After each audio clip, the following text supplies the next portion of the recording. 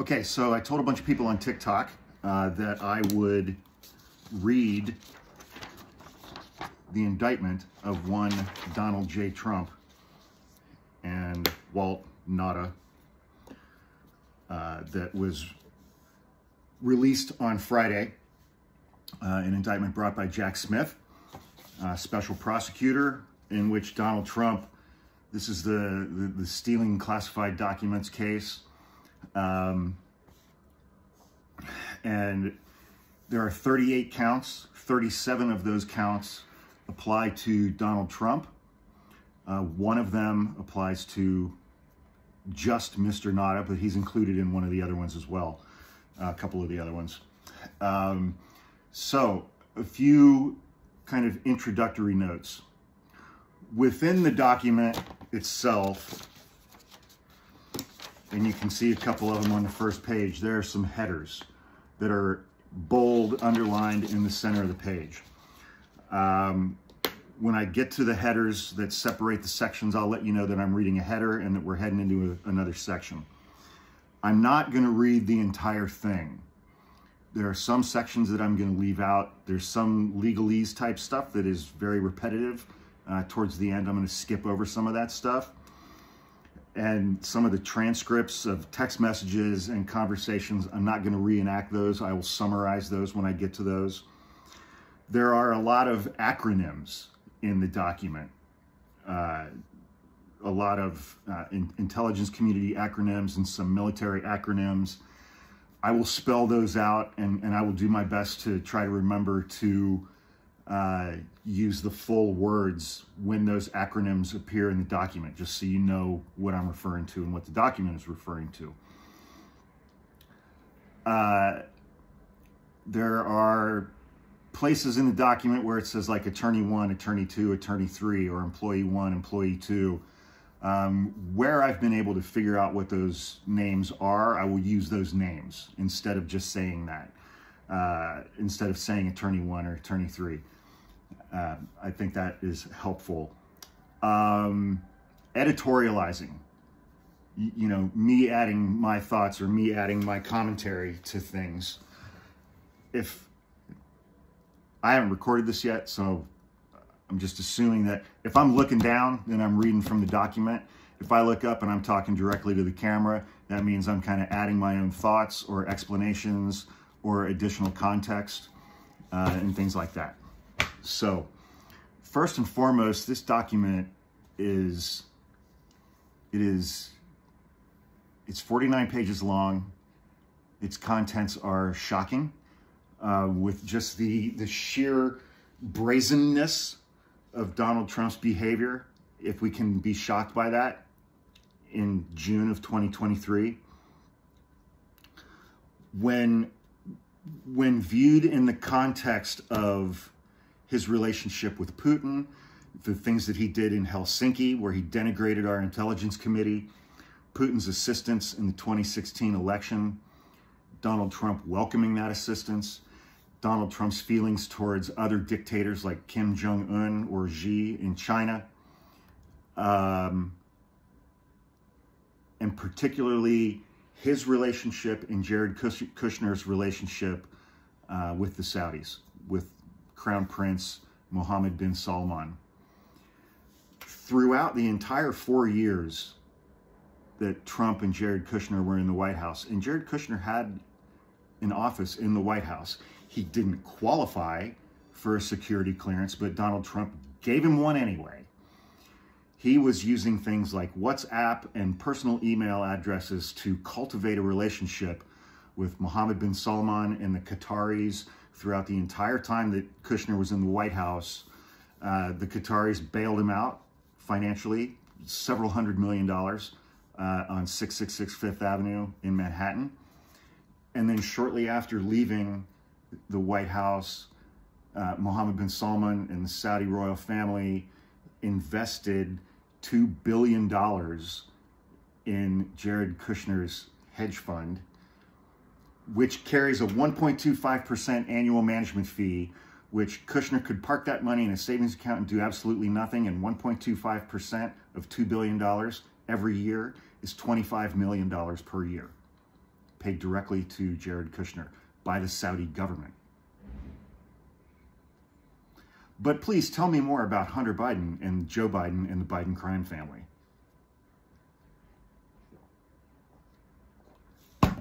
And since leaving the Oval Office, Donald Trump has signed off on several $1 billion worth of real estate development deals in Saudi Arabia, licensing the Trump name. And the Saudi government, through the LIV Golf League, held several events at Trump golf courses here in the States, and no financials have been released on any of those either. So, a little bit of context. Let's get started, shall we? United States District Court, Southern District of Florida. United States of America versus Donald John Trump and Waltine Nauta. Indictment. The grand jury charges that.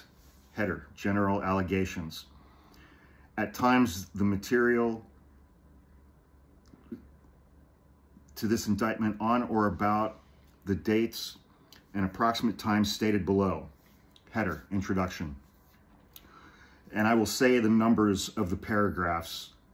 Every paragraph in this document is numbered. And, you know, frankly, if you want to pause this for a second, if you have a copy of the indictment, I think it would be helpful if you follow along as I'm going through it, because then you can see what I'm skipping. Or if you have another screen that you can bring up a copy of it on. And if you just search Trump indictment, Florida, Jack Smith, you'll be able to find a PDF pretty quickly and pretty easily. 1. Defendant Donald J. Trump was the 45th President of the United States of America. He held office from January 20th, 2017 until January 20th, 2021. As President, Trump had lawful access to the most sensitive, classified documents and national defense information gathered and owned by the United States government, including information from the agencies that comprise the United States intelligence community and the United States Department of Defense. 2. Over the course of his presidency, Trump gathered newspapers, press clippings, letters, notes, cards, photographs, official documents, and other materials in cardboard boxes that he kept in the White House. Among the materials that Trump stored in his boxes were hundreds of classified documents.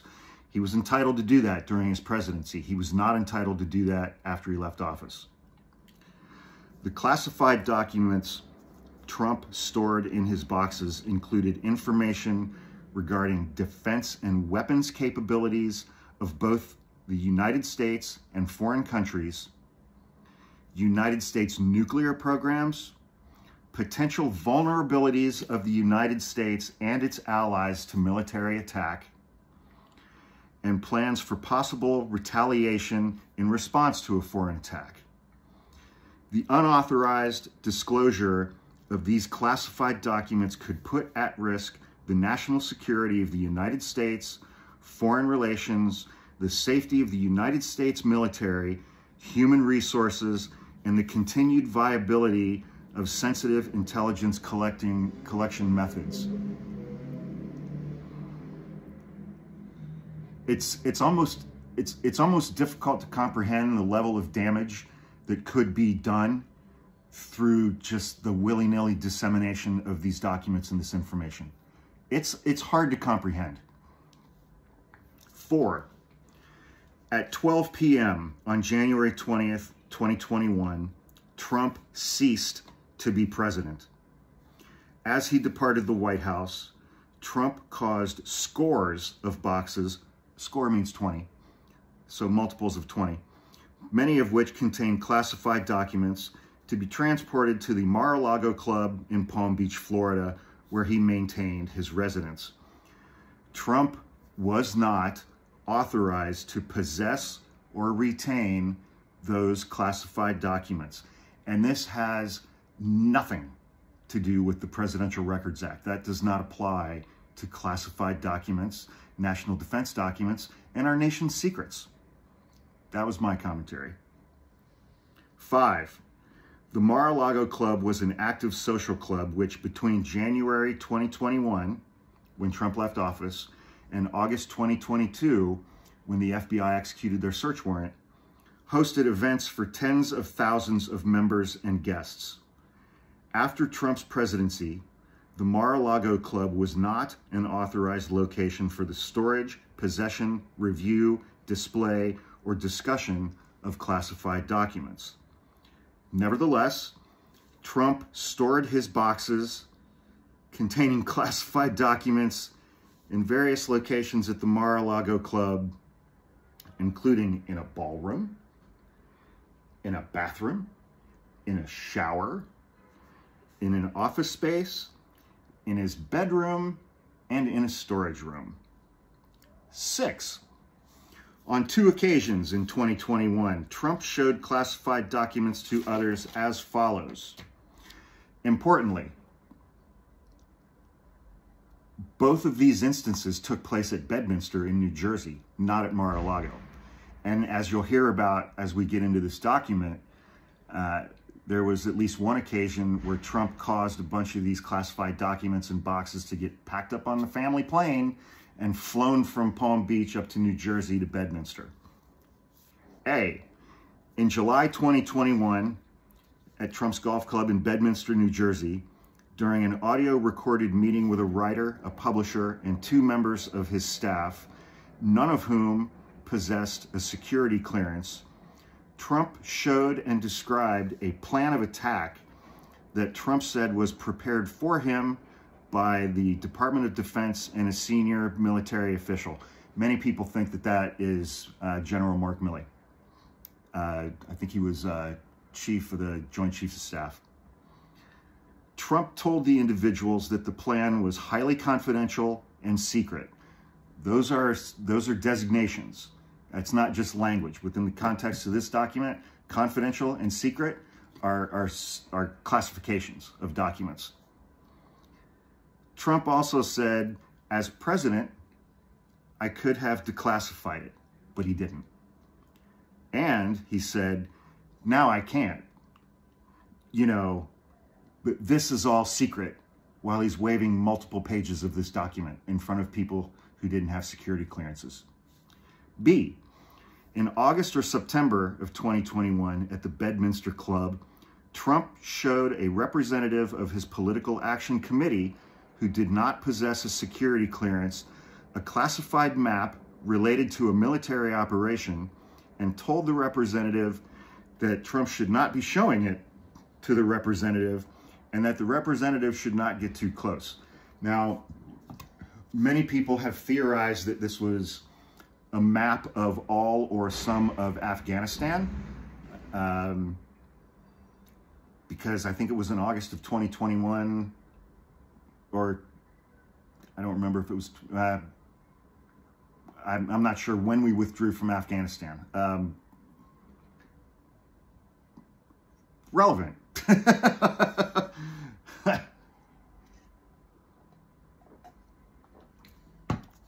All right, so we're still in the introduction of the document itself. Number 7. And so the introduction lays out all of these things, and then all of them are fleshed out in much greater detail within the document. 7, March 30th, 2022, the FBI, Federal Bureau of Investigation, opened a criminal investigation into the unlawful retention of classified documents at the Mar-a-Lago Club. A federal grand jury investigation began the next month. The grand jury issued a subpoena requiring Trump to turn over all documents with classification markings. Trump endeavored to obstruct the FBI and grand jury investigations and to conceal his continued retention of classified documents by, among other things, and there are 5 things listed. A, suggesting that his attorney, Evan Corcoran, falsely represent to the FBI and grand jury that Trump did not have any documents called for by the grand jury subpoena. B, directing defendant Walt Nauta to move boxes of documents in order to conceal them from Trump's attorney, Evan Corcoran, the FBI, and the grand jury. C, suggesting that his attorney, Evan Corcoran, hide or destroy documents called for by the grand jury subpoena. And there's a great little vignette later on in the document where Trump is talking to his attorney, Evan Corcoran, basically saying, why can't you be like Hillary Clinton's attorney? Her attorney deleted all those 30,000 emails so that she wouldn't get in trouble. She had him. Why can't you do that for me here? D, providing to the FBI and grand jury just some of the documents called for by the grand jury subpoena, not all of them, while claiming that he was cooperating fully. E, causing a certification to be submitted to the FBI and grand jury falsely representing that all documents called for by the grand jury subpoena had been produced, while knowing that, in fact, not all such documents had been produced. So this is the custodian of records certification that his attorney, Evan Corcoran, had drafted, but had another one of his attorneys, Christina Bobb, sign under penalty of perjury, saying that they'd turned over everything. And that was in June of last year, before they executed the search warrant in August. 8, as a result of Trump's retention of classified documents after his presidency and refusal to return them, hundreds of classified documents were not recovered by the United States government until 2022 as follows. So here's a 3-part timeline about documents being returned to the government. On January 17th, nearly 1 year after Trump left office, and after months of demands by the National Archives for Trump to provide all missing presidential records, Trump provided 15 boxes to the National Archives, which contained 197 classified documents. B, on June 3rd, in response to the grand jury subpoena that we just talked about, demanding the production of all documents with classification markings, Trump's attorney provided to the FBI 38 more documents with classification markings, along with that declaration from the custodian of records.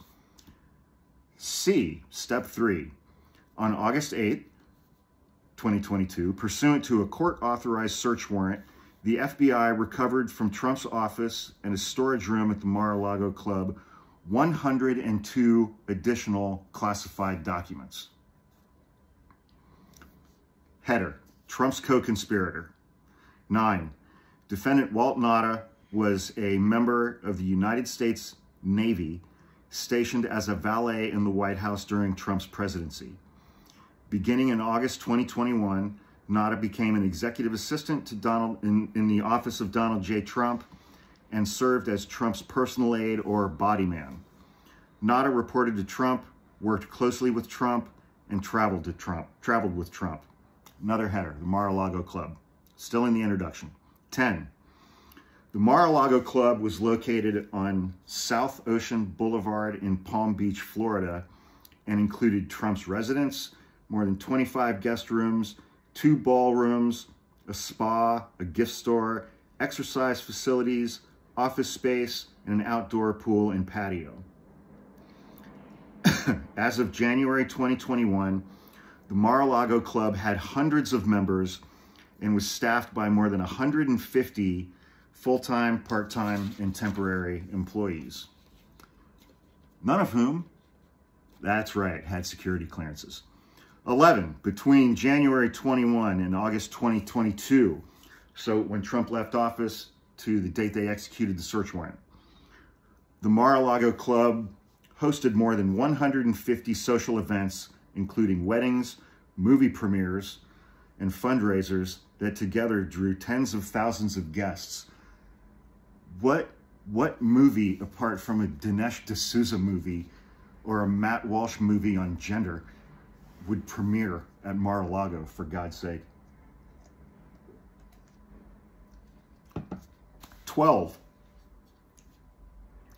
The United States Secret Service provided protection services to Trump and his family after he left office, including at the Mar-a-Lago Club. But it was not responsible for the protection of Trump's boxes or their contents. Trump did not inform the Secret Service that he was, at any time, that he was storing boxes containing classified documents at the Mar-a-Lago Club. Okay, so one of Trump's key defenses over the last year is that because the Secret Service was at Mar-a-Lago and because the Secret Service was protecting him and his family, that these documents were secure at Mar-a-Lago because the Secret Service was there. Secret Service didn't know those documents were there, and it is not their responsibility to guard these documents or the boxes that they were in, ever. They guard people. Okay, another header. Classified information. So now we're going to get into some of the definitions of some of the designations and things like that. National security information was owned by, produced for, and under the control of the United States government. And it talks about some executive orders about national security information being classified as top secret, secret, or confidential. And these three different designations, I'll read here in a second, are arrived at specifically by the level of damage to the United States national security that could or would occur if that particular information were to get out. Information classified as top secret if the unauthorized disclosure of that information reasonably could be expected to cause exceptionally grave damage to the national security. Information is classified as secret if its release could be expected to cause serious damage to our national security. And information is classified as confidential if the disclosure could be expected to cause damage or some damage to our national security. The classifications, so here's an acronym, NOFORN, no foreign, stood for not releasable to foreign nationals, meaning that it was information that was only to be shared with authorized citizens of the United States. 15, classified information related to intelligence sources, methods, and analytical processes was designed as sensitive compartmented information. So this is important. That acronym is SCI, and SCI, sensitive compartmented information, was to be processed, stored, used, or discussed in an accredited SCIF, a sensitive compartmented information facility. So earlier this week, today's Sunday, June 11th or something, earlier this week, members of the House of Representatives, I think the House Oversight Committee, were permitted to go into a SCIF and view this FBI form, the FD 1023, which is some witness statement containing allegations that Rudy Giuliani got from Ukraine, that Joe Biden had taken a bribe for $5 million in exchange for him doing very specific actions while he served as vice president. The members of the Oversight Committee could only view that document in a SCIF, a sensitive compartmented information facility. When you are inside of a SCIF, you're not allowed to have a phone, a camera, a recording device. You're not allowed to take notes. You're not allowed to do shit but sit down with a piece of paper and look at it and read it. Marjorie Taylor Greene, after she went and viewed that document in a SCIF, went on Fox News and said that she had taken notes from that document. And she had written some things down word for word from that document. And she read her notes live on Fox News. I would propose that that is a felony. And she's also an idiot. 16, when the vulnerability of or threat to specific classified information was exceptional and the normal criteria was insufficient, the United States would establish a special access program, a SAP, to further protect the classified information. Only individuals with the appropriate security clearance and additional SAP permissions were authorized to have access to such national security information, which was subject to enhanced handling and storage requirements above and beyond a SCIF, a sensitive compartmented information facility. So it's like you got top secret, secret, confidential, then you've got sensitive compartmented information, then you've got special access programs. 17.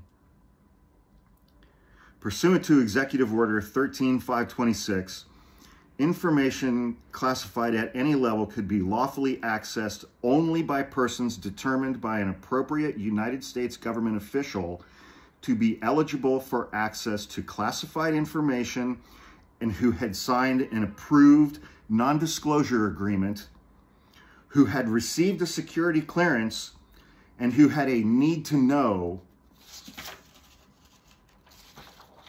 the information. After his presidency, Trump was not authorized to possess or retain classified documents, nor was he authorized to share those documents with other people, as he had done on at least 2 occasions. 18. Executive Order 13526 also provides that a former president could obtain a waiver of the need-to-know requirement if the agency head or senior agency official of the agency that originated the classified information, CIA, DOD, DHS, 1, determined in writing that access was consistent with the interest of national security, and 2, took appropriate steps to protect classified information from unauthorized disclosure or compromise, and ensured that the information was safeguarded in a manner consistent with the order. At no point in time after he left the Oval Office did Trump ever obtain one of these presidential waivers. Never asked for one, never got one. All right, header. The executive branch departments and agencies whose classified documents Trump retained after his presidency. All right, I'm gonna skip some of this stuff. They refer a lot to the USIC, which is the United States Intelligence Community, which is several different agencies working together. And they would compile information every day, working with one another, so that they could put together what's called the President's Daily Briefing. The President's Daily Briefing contained information that was relevant for that date, classified information and intelligence information from all of the different agencies within the intelligence community. And you remember, these are, you know, when Obama was president, he read his. When Bill Clinton was president, he read his. George W. Bush could have given a damn about his. Donald Trump, they had to pare his down to 2 pages and include pictures to hold his attention, because little Donnie Two Scoops likes pictures.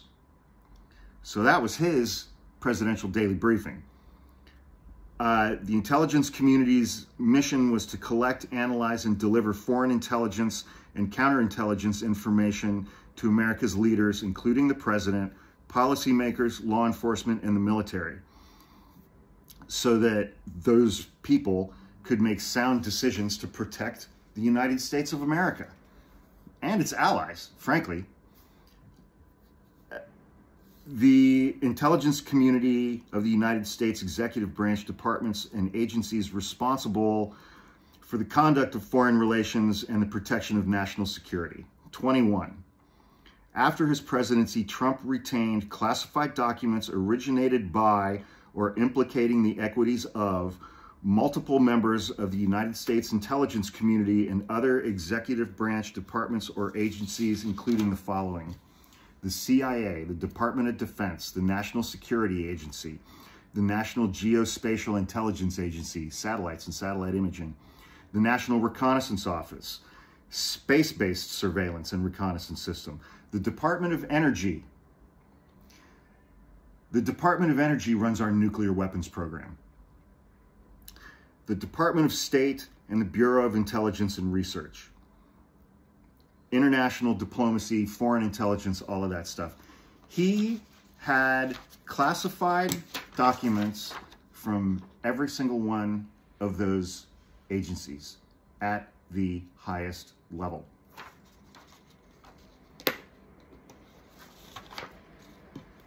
Another header, Trump's public statements on classified information. This part I love.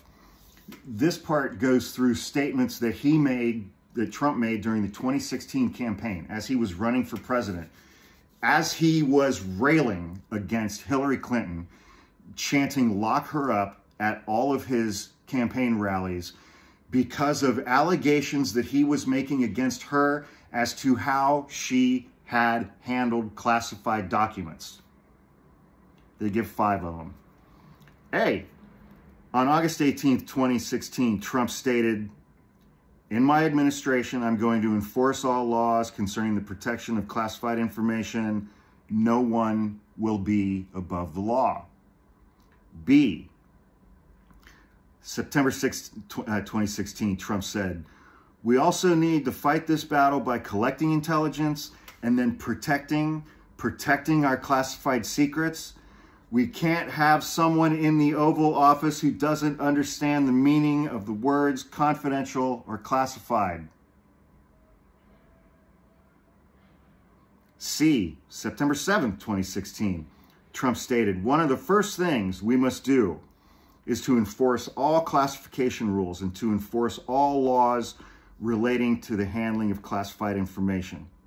September 19th, 2016, D, we also need the best protection of classified information. E, November 3rd, 2016. That may have been election day or right before. "Service members here in North Carolina have risked their lives to acquire classified intelligence to protect our country." Okay, why are Trump's statements made during the 2016 campaign included in an indictment for things that he did in 2021 and 2022?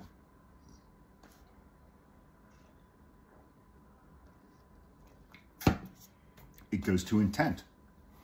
It goes to his understanding of the importance of classified documents, of protecting classified documents, of keeping classified documents protected, and the risk to human assets in collecting and gathering classified information that our government uses. He hit all those points in those 5 statements.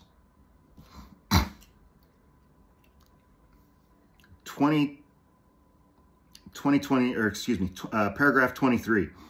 As President of the United States, so after he was elected, July 26, 2018, Trump issued the following statement about classified information.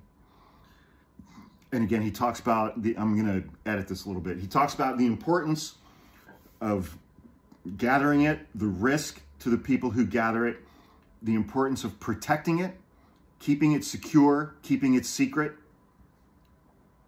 and specifically limiting access to that material to only people who are authorized to have access to that material. Such access is particularly inappropriate when former officials have transitioned into highly partisan positions and seek to use real or perceived access to sensitive information to validate their political attacks. Any access granted to our nation's secrets should be in furtherance of national, not personal interests. Are you kidding me? Every statement like this is an admission that Trump did exactly the opposite of that. Another header, Trump's retention of classified documents after his presidency. 24, in January 2021, as he was preparing to leave the White House, Trump and his White House staff, including Nada, and including Mike Pence, and Mike Pence testified about this in front of the grand jury, because Mike Pence flipped and made a deal, because Mike Pence doesn't want to spend the rest of his life in prison. Which reminds me of another thing I should say about this indictment in general. This is not all of the evidence that Jack Smith has relative to this case. Jack Smith has included the amount of evidence that he needs to in order to sustain an indictment, meaning to get the indictment accomplished and provide enough information that it will survive an inevitable motion to dismiss this indictment that will be brought by Trump's attorneys in federal court in Miami. This is not all of the evidence that Jack Smith has. And I know that because Mark Meadows' name does not appear in here. And we found out last week that Mark Meadows flipped and made a deal, and that he's testified about the documents, about January 6th, and about all the various schemes that they were running out of the Oval Office to try to overturn the 2020 election results. So please bear that in mind when you're reading this document or listening to me talk about it. This is not all of the evidence that will be presented at trial. All right, so Trump and his White House staff packed dozens of boxes. Trump was personally involved in this process. Trump caused his boxes containing hundreds of classified documents to be transported from the White House to the Mar-a-Lago Club in Palm Beach. 25. From January through March 15, 2021, 2 months, 2.5 months, some of Trump's boxes were stored in the Mar-a-Lago Club's white and gold ballroom. And we saw the picture, all the boxes lined up on the gaudy looking stage in which events and gatherings took place. Trump's boxes were for a time stacked on the ballroom stage as depicted in the photograph below. So that photograph has been released. And it's ridiculous. It's like 50 banker's boxes stacked up on the stage in the ballroom where they were holding huge events. There's no barrier between the ballroom floor and the boxes, which come right up to the stage. People could have been in their ballroom dancing and just flip open a box and start looking through it.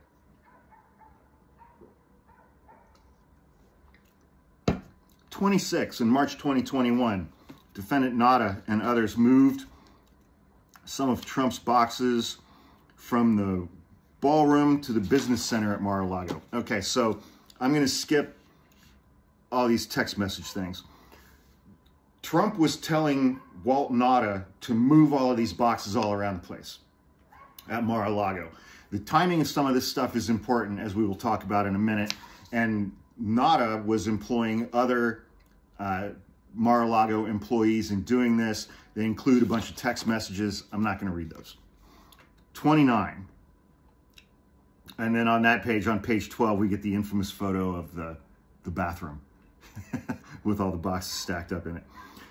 In May 2021, Trump directed that a storage unit on the storage room on the ground floor of the Mar-a-Lago Club be cleaned out so that it could be used to store his boxes. The hallway leading to that storage room could be reached from multiple outside entrances, including one accessible from the Mar-a-Lago pool patio through a doorway that was often kept open.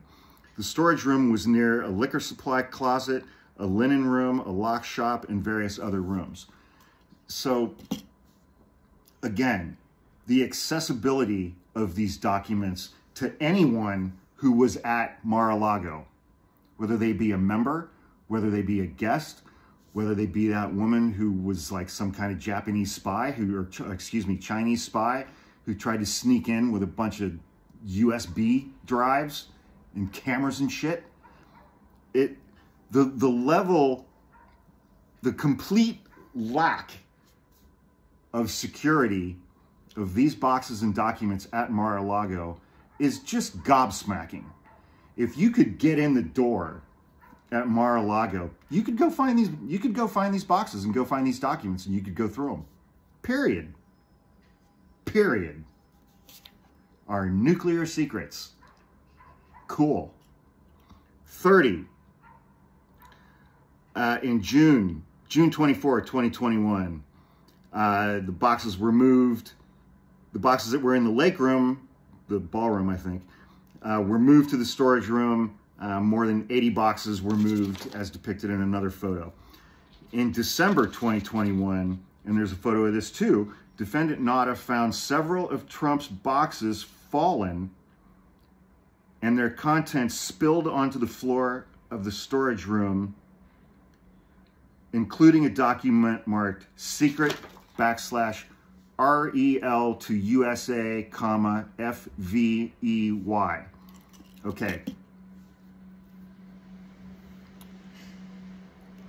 Which that denotes that the information in the document was releasable only to the capital F, capital E, Five Eyes Intelligence Alliance. The Five Eyes Intelligence Alliance are 5 of our most important allies, and we have an agreement between these 5 countries that we will all share intelligence with one another, including top secret, secret, confidential, sensitive compartmented information, and I'm sure on some occasions, special access program information. The highest levels of classification. And those nations are Australia, Canada, New Zealand, United Kingdom, and the United States. Australia and New Zealand are in there to keep an eye on Asia and China. UK, Europe, and Canada and the United States, you know, they're our neighbor. It's just, and the Five Eyes Intelligence Alliance has been around probably since World War II.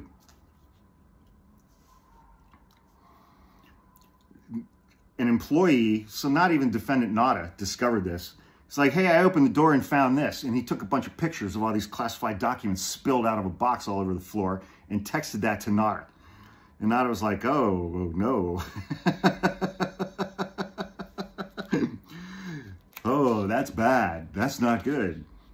Another header, Trump's disclosure of classified information in private meetings, 32, paragraph 32, Bedminster. And I'm not going to reenact this transcript. Number 33, on July 21st, 2021, when he was no longer president, Trump gave an interview in his office at the Bedminster Club to a writer and a publisher in connection with a then forthcoming book. And I think that this was, so Trump was there, 2 of his staffers were there, a ghostwriter and a publisher, and I think this was for Mark Meadows' biography. So this was the meeting where Trump is, you know, waving around pages like, hey man, check this out.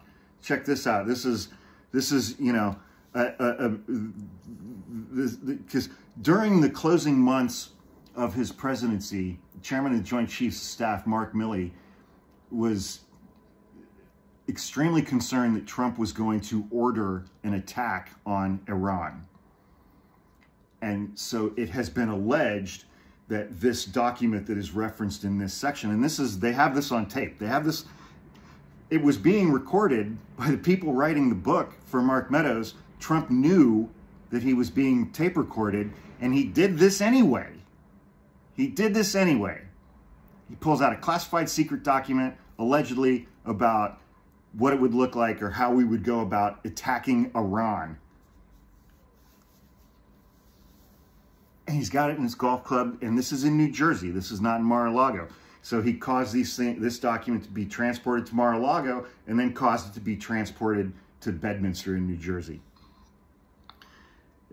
And because after his presidency was over, you know, General Milley gave a bunch of interviews and he testified during some hearings, but, you know, he put out some statements, you know, just about what a complete mess Donald Trump was and what a complete lunatic he was.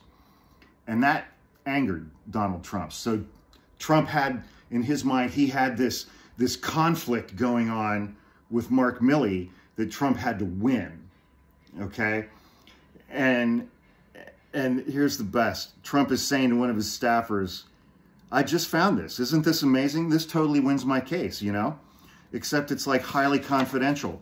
It's secret. This is secret information. Look at this. By the way, you know, isn't this incredible? Isn't this incredible? And this was prepared by the military and given to me by Mark Milley about attacking, allegedly, Iran. He's like, yeah, the staffer's like, I don't know. We'll have to see about this. We'll have to try to, and then Trump goes, declassify it. See, as president, I could have declassified it. Now I can't, you know, but this is still secret. And the staffer says, yeah, now we have a problem. And Trump goes, isn't that interesting? And throughout this transcript, it just says parentheses, laughter, parentheses, laughter, parentheses, laughter. They're all laughing about this. None of the people in that room had a security clearance. None.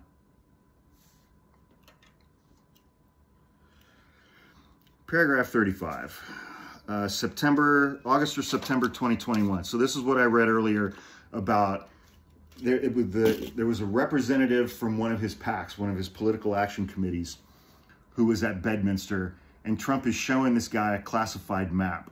And it has been reported that it was a map of Afghanistan. And he's like, yeah, this is still classified. You probably shouldn't get too close. And again, paragraph 36, the very next paragraph, they go right, Jack Smith goes right back to including a statement that Trump, words that Trump said at a press conference in 2017 to put that occurrence in context. February 16th, 2017, 4 years before Trump's disclosure of classified information as set forth above, Trump said the following at a press conference. The first thing when I thought of when I heard about this is, how does the press get this information that's classified? How do they do it? You know why? Because it's an illegal process. It's an illegal process. It's an illegal process. And the press should be ashamed of themselves. But more importantly, the people that gave out the information to the press should be ashamed of themselves, really ashamed, as he's showing classified maps to writers. Whatever. Another header, Trump's production of 15 cardboard boxes to the National Archives and Records Administration. Okay, so now we're into the details of those things that we hit in the overview at the beginning. 37, beginning in May 2021, NARA, the National Archives, which was responsible for archiving presidential records, repeatedly demanded that Trump turn over presidential records that he had kept after his presidency. So this is about 4 months after Trump had left office. On multiple occasions, beginning in June of 2021, the National Archives warned Trump through his representatives that if he did not comply with their requests, that the National Archives would refer the matter of missing records and documents to the Department of Justice. So then it goes into great detail, which I'm not going to recount. But between November of 2021 and January of 2022, so 3-4 months, Defendant Nada and a couple of Trump employees, they're moving boxes around, they're going through stuff. They bring boxes to Trump so that he can go through them.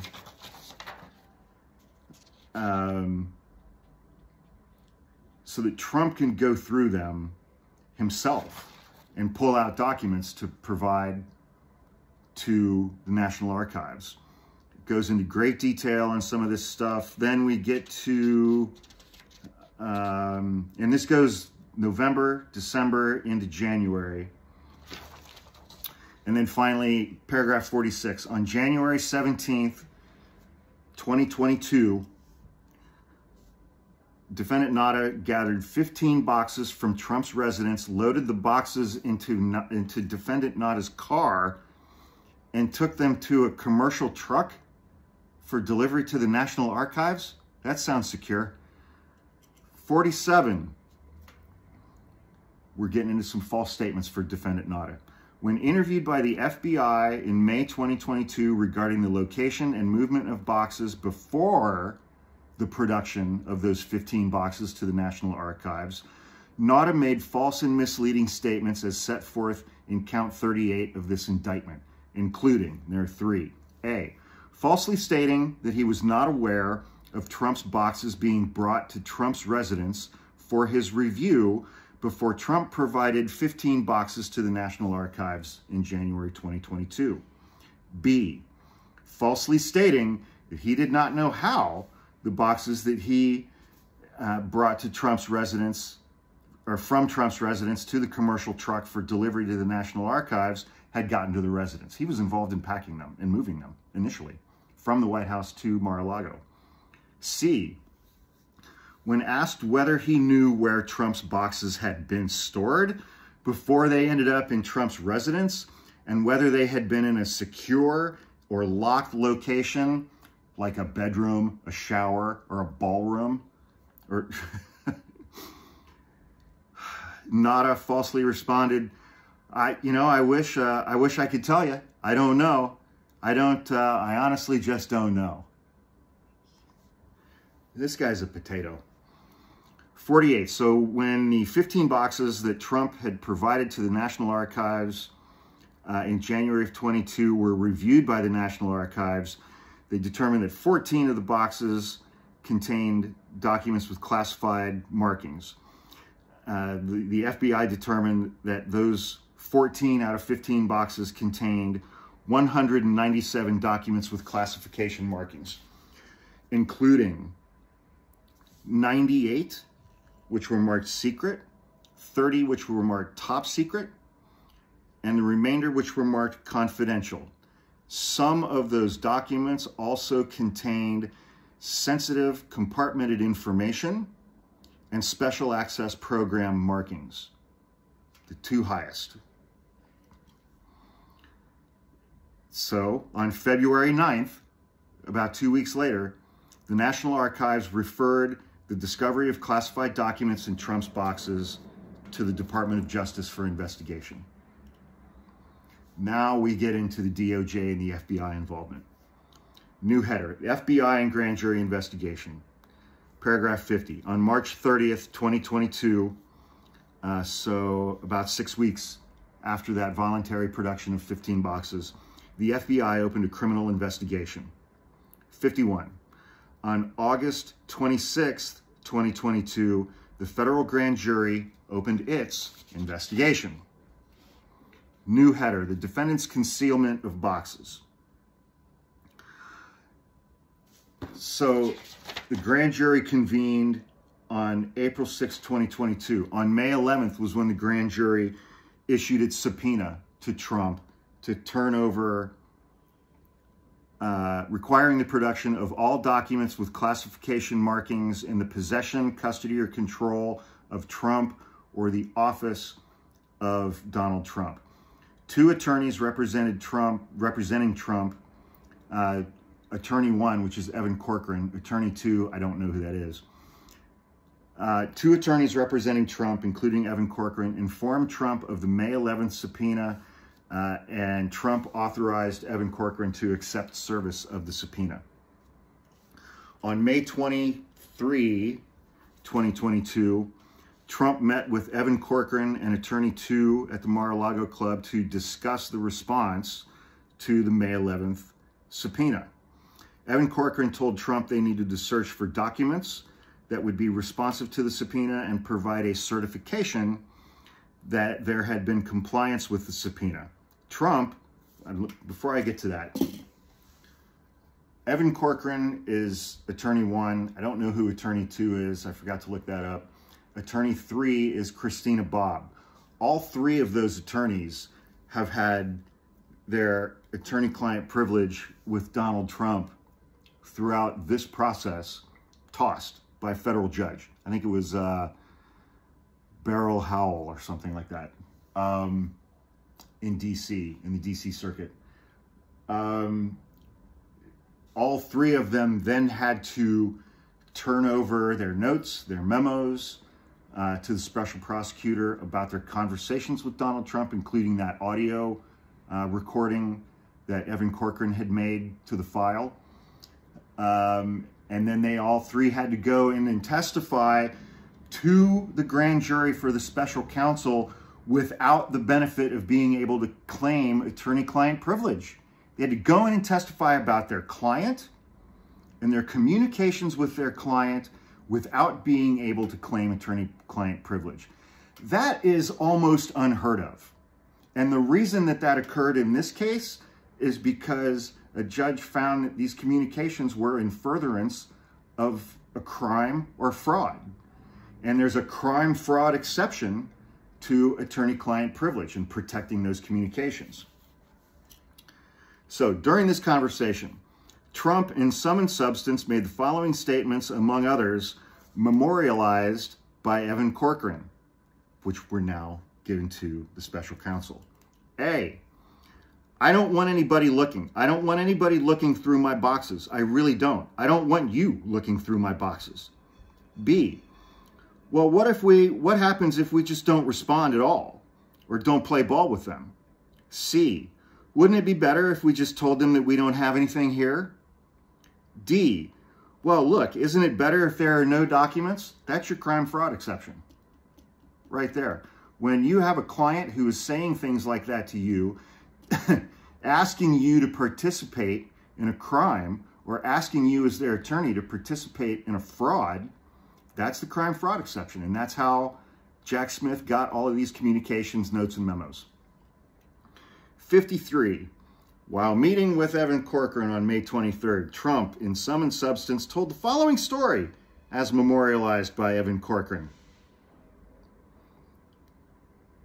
Hillary Clinton's attorney was great. He did a great job. You know what? He said that it was him, that he was the one who deleted all of her emails, the 30,000 emails, because they basically dealt with her scheduling and her going to the gym and her having beauty appointments. He was great. And so she didn't get in any trouble because he said that he was the one who deleted them. Trump related that story more than one time on that date. So then, 56, on May 23rd, Trump confirmed his understanding with Evan Corcoran that Evan Corcoran was going to return to Mar-a-Lago, like 10 days, 12 days later on June 2nd to search for documents to comply with the May 11th subpoena. Trump indicated that he wanted to be at the Mar-a-Lago club with Evan Corcoran on June 2nd during Evan Corcoran's review of his boxes, and that Trump would change his summer plans to do so. His summer travel plans were, at the end of spring, the beginning of summer, every year he relocates from Mar-a-Lago up to Bedminster in New Jersey because it gets too hot in Palm Beach during the summer. And Trump, he's a chunky guy, and he would sweat, and Trump doesn't like to sweat. So they would go to New Jersey. Paragraph 58. Okay, so paragraph 58 and contains a bunch of stuff, texting transcripts, all that stuff.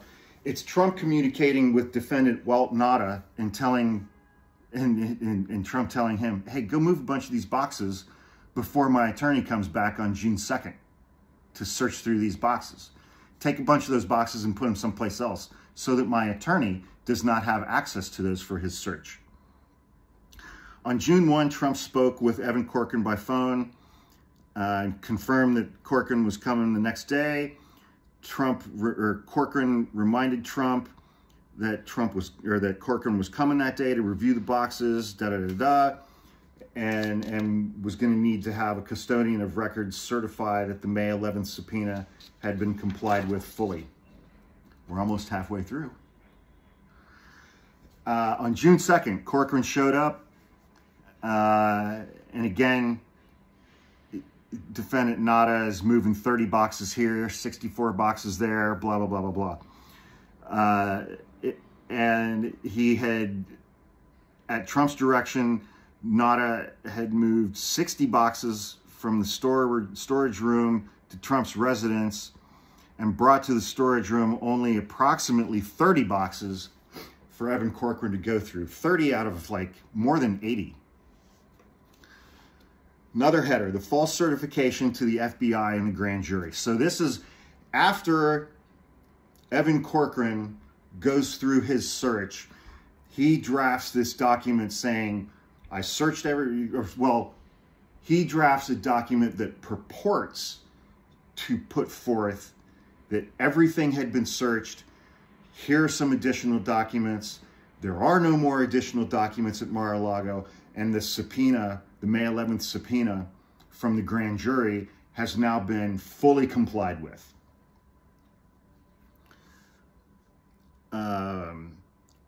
So on June 2nd, Nada, towards the end of the day, around 4 o'clock, takes Evan Corcoran to the storage room where there are only like 30 boxes remaining. Paragraph 64, from roughly 4 p.m. to 6:30, Evan Corcoran goes through the contents of those boxes. He locates 38 additional documents with classification markings. And he puts those, I don't think I have one here. He put those in a red weld folder. Hang on, let me see if I have one.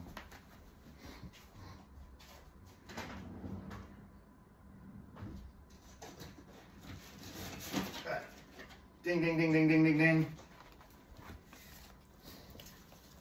This is a red weld folder. And right on top of it is a picture of my dog, Oscar, from when he was a little tiny puppy. That was in like 1987. So this is a red weld folder. It's just kind of an expandable folder. You can put documents in and slide them in there. So that's a red weld.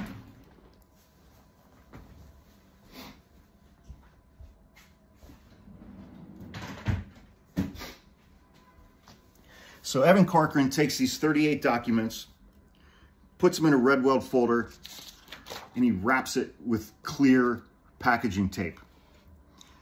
Then defendant Nada takes Corcoran back upstairs, wherever, to the dining room so that Evan Corcoran can meet with Trump.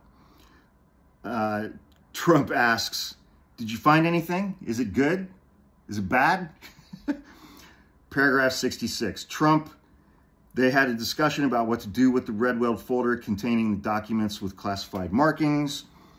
During this conversation, Trump made kind of a plucking motion as memorialized by Evan Corcoran. He made a funny motion as though, well, okay, why don't you take them with you to your hotel? And if there's anything really bad in there, like, you know, pluck it out. And that was the motion that he was making.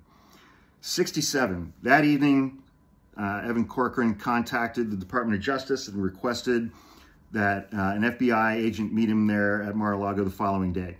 That evening, Evan Corcoran contacted Christina Bobb, Attorney 3, who's also an OAN host and who also engaged in a whole bunch of fundraising to pay for buses and transportation for people to get to the Capitol on January 6th of 2021.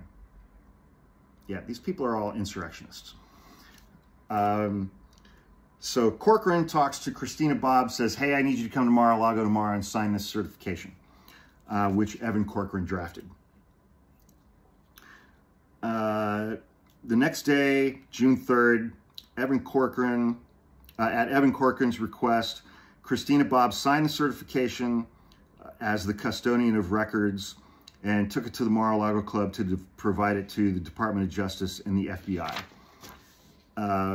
In the certification, Christina Bobb, who performed no search of Trump's boxes, had not even reviewed the May 11th subpoena from the grand jury, and had not reviewed the context of the red weld folder, stated, among other things, that based upon information that had been provided to her, A, a diligent search was conducted of the boxes that were moved from the White House to Florida. B, this search was conducted after receipt of the May 11th subpoena from the grand jury in order to locate any and all documents that were responsive to that subpoena. And C, any and all responsive documents accompany this certification, meaning any and all documents anywhere at Mar-a-Lago that are responsive to the May 11th subpoena from the grand jury are included with this signed certification. You're stating under penalty of perjury that there are no further classified documents at Mar-a-Lago. Paragraph 70, these statements were false because, among other reasons, Trump had directed Defendant Nada to move boxes before Evan Corcoran could review them on June 2nd, so that many boxes were not searched and many documents responsive to the May 11th subpoena could not be found by Evan Corcoran, and in fact were not found by Evan Corcoran, and therefore were not included in the production of the 38 documents that they did produce on June 2nd. Paragraph 71. Shortly after Evan Corcoran shortly after Christina Bobb executed the false certification on June 3rd, 2022, Evan Corcoran and another attorney met at Mar-a-Lago with people from DOJ and the FBI, gave them the red weld with the 38 documents, and gave them that signed certification. Trump, who had delayed his departure from the Mar-a-Lago club to go to Bedminster, joined Evan Corcoran and the second attorney and Christina Bobb for some of the meeting. Trump claimed to the Department of Justice and the FBI, "I'm an open book. I'm an open book." 72. Earlier that same day, Defendant Nada and others loaded several of Trump's boxes. So this is on June 3rd. Earlier that same day, Defendant Nada and others loaded several of Trump's boxes along with other items on an aircraft that flew Trump and his family to Bedminster for the summer. So the same day that Trump had lied to his attorney, and his attorney had gotten another attorney to sign this certification under penalty of perjury, and then meet with the FBI to turn over 38 documents in that certification. While that was happening, Defendant Nada and another employee were loading all of those other boxes that Corcoran didn't get to search and didn't know about onto Trump's jet to fly him up to New Jersey. Another header, the court-authorized search of the Mar-a-Lago Club. 73. In July 2022, the FBI and the grand jury obtained and reviewed surveillance video from the Mar-a-Lago Club showing the movement of the boxes set forth above. On August 8th, 2022, the FBI executed a court-authorized search warrant at the Mar-a-Lago Club. The search warrant authorized the FBI to search for and seize, among other things, all documents with classification markings.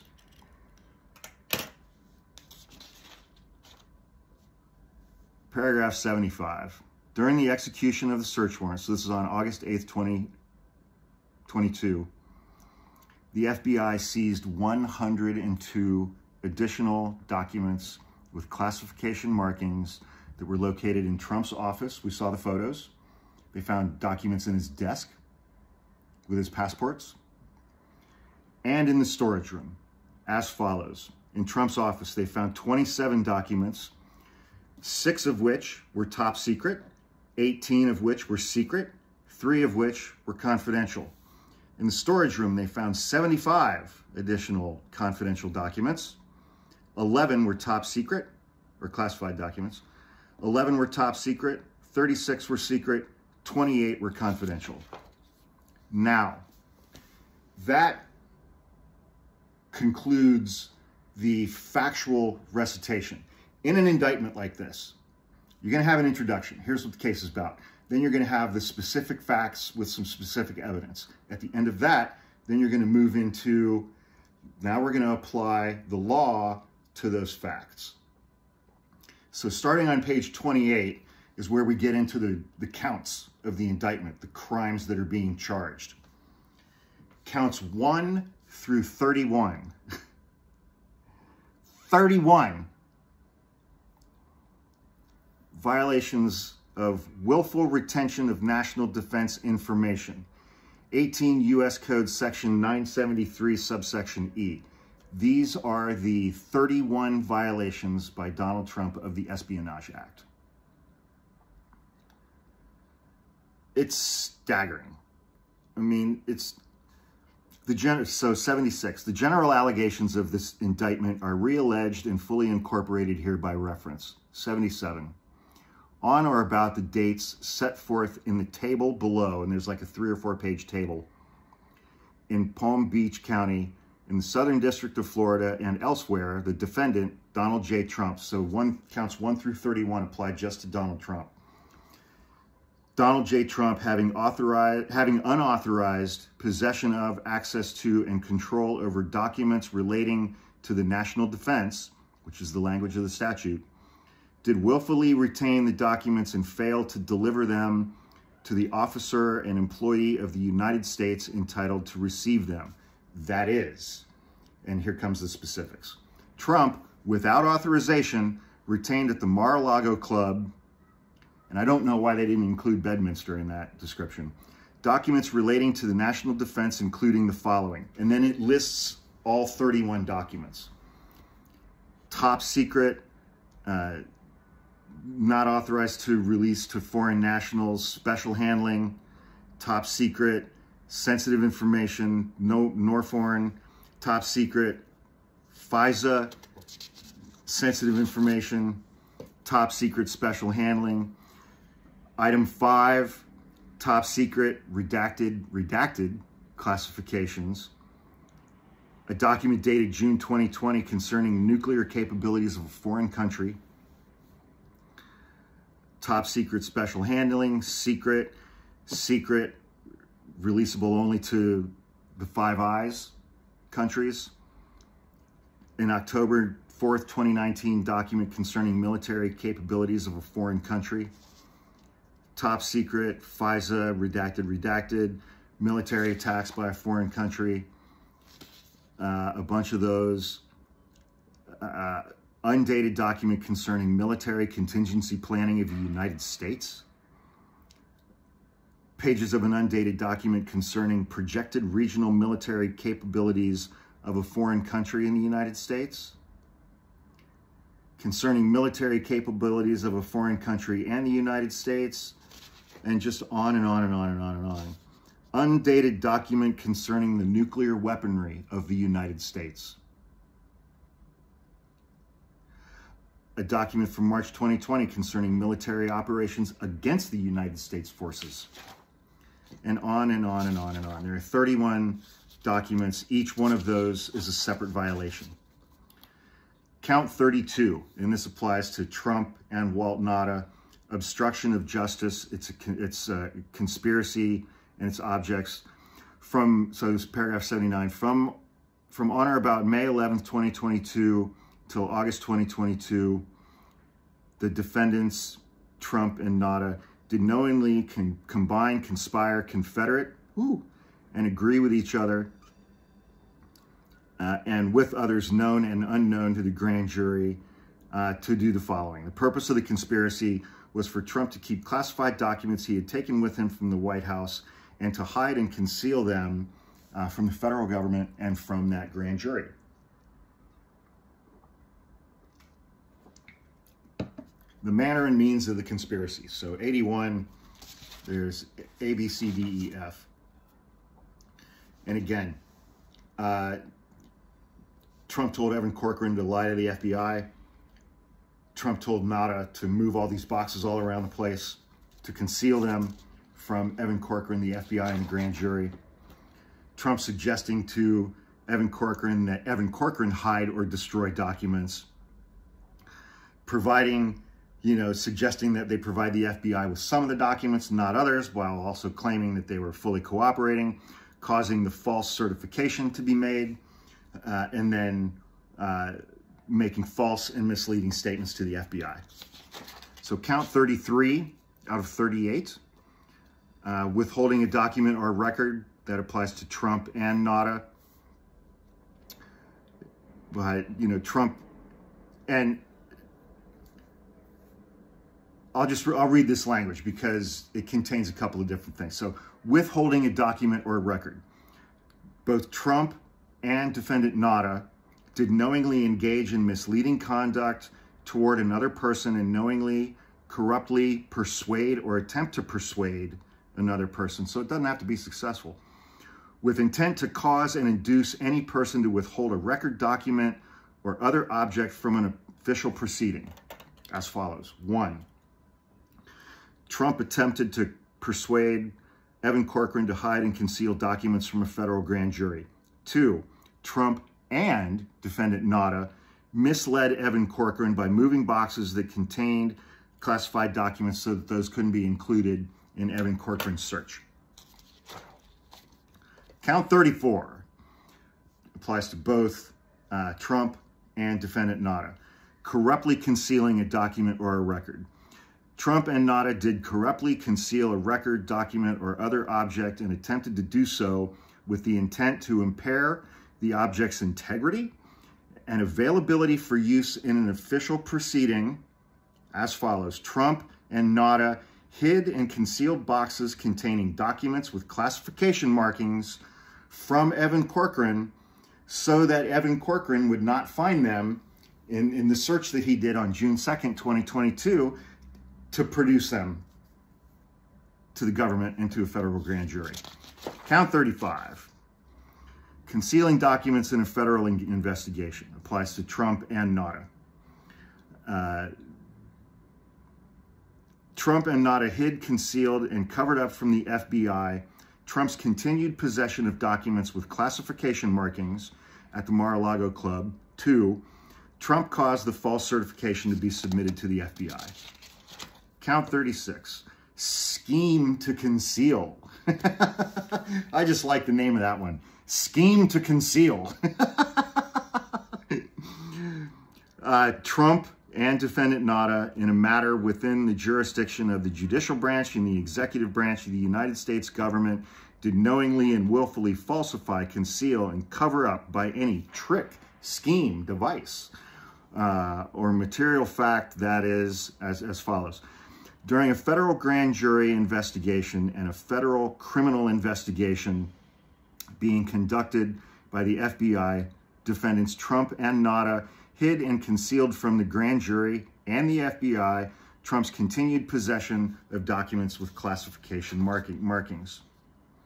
So counts 37 and counts 38.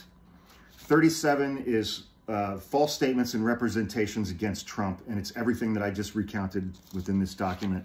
Count 38 is false statements and representations, and this is the only one that applies exclusively to defendant Nada and goes through a bunch of the false statements that he gave that we went through a few minutes ago. So then the last, what is it? So the last 4 pages of this document, it goes through each count and says how much time, like for counts 1 through 31, the willful retention of documents, 31 violations, 31 alleged violations of the Espionage Act as against Donald Trump. There's a maximum term of 10 years in prison for each one of those counts. So that's 310 years. Just for those. 10 years for each document.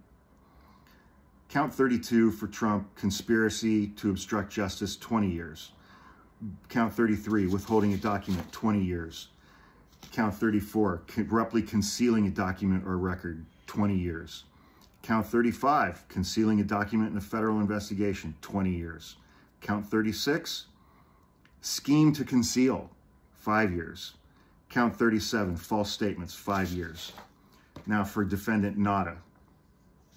Count 32, conspiracy to obstruct, 20 years. Withholding a document or record, 20 years. Count 34, corruptly concealing a document or a record, 20 years. 35, concealing a document in a federal investigation, 20 years. Count 36, scheme to conceal, 5 years. Count 38, false statements, 5 years. And that is that. So I hope my going through this is helpful. Again, I recommend that you have a copy of it that you're looking at while I'm reading all of that stuff. There is so much in there to think about to contemplate, to look at in context of other things and other events and other circumstances. If anybody has any questions about anything that I read, or if after hearing all of that, you know, you do what I just did. I mean, you think of this in the context of something else and you have questions, please put it in the comments.